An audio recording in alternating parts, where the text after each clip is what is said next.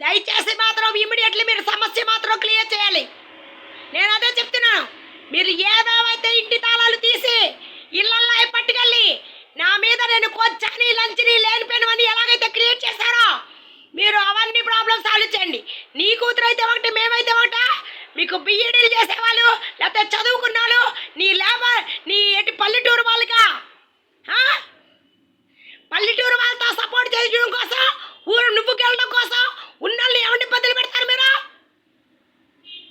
మీరు ఎవరిని ఇబ్బంది పెడతారో మీరు ఇమీడియట్